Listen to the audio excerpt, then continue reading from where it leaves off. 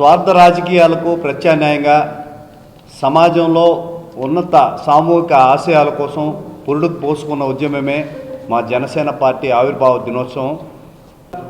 ప్రతిపక్షంలో ప్రజల సమస్యలను ఎదుర్కొంటూ 19 నెలలుగా కూటమి ప్రభుత్వంలో ప్రజా ప్రయోజనాలు ఎన్నో చేస్తూ ఒక ఆదర్శంగా నిలుస్తున్నారు పవన్ కళ్యాణ్ గారు.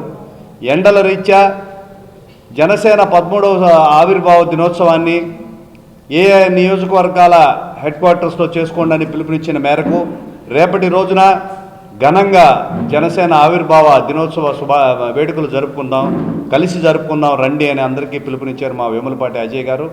రేపు ఉదయాన 8-8:30 గంటలకు ఆయన చేతుల మీదుగా ఫ్లాగ్ హోస్టింగ్ చేసి రక్తదాన శిబిరాన్ని నిర్వహించి మనందరికి కూడా కనుల పండుగగా మన పార్టీ కార్యాలయాన్ని అలంకరించుకొని ఒక వేడుకను తలపించే విధంగా మనం అందరం ఇక్కడ వేడుక చేసుకుందాం రండి అని చెప్పి జనసేన నాయకులకు, వీరమహిళలకు, జనసేన మెగా మద్దతుదారులకు అందరూ కూడా ఈరోజు పిలుపునిస్తున్నాను. ఈరోజు జనసేన పార్టీ ప్రజల్లో ఉంది, ప్రజలందరికీ కూడా పిలుపునిస్తున్నాను. మీకోసం మీ క్షేమం కోసం ఉద్యమించిన పార్టీ తరఫున వేడుకల్లో మీరు భాగస్వాములుగా కావాల్సిన అవసరం ఉందని తెలియజేస్తున్నాను. అదేవిధంగా ఈరోజు ఒక రకంగా ఈ వారం ఏదైతే ఉందో ఒక చక్కటి వేడుక జరిగిందనే చెప్పుకోవాలి.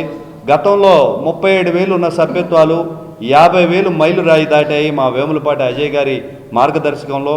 ఇదొక పండగ అయితే రేపటి రోజున ఆవిర్భావ దినోత్సవాన్ని మన నియోజకవర్గాల్లో మన జనసేన పార్టీ కార్యాలయంలో జరుపుకోవడం అనేది మరొక వేడుక. ఇంకో 2-3 రోజుల్లో మా అభిమాన నాయకుడు సినిమా కూడా వస్తుంది.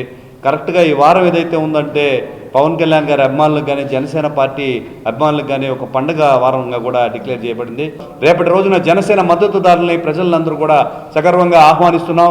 మనందరూ కూడా భాగస్వాములు కావాలని, అదేవిధంగా జన్ జీ ఎవరైతే ఉన్నారో యువతంతా కూడా మాతోటే ఉందనే విధంగా రేపు సభ్యత్వ నమోదు కార్యక్రమం కూడా ముందుకు తీసుకెళ్తుంది. వీటిలన్నింటినీ జయప్రదం చేయాలని చెప్పి జనసేన నాయకుల్ని, వీరమహిళల్ని, జనసేన మద్దతుదారుల్ని, మా ఉద్యములని, సాధకుల్ని, ప్రదాతల్ని పేరు పేరున కోరుకుంటున్నాను. జై జనసేన, జై హింద్.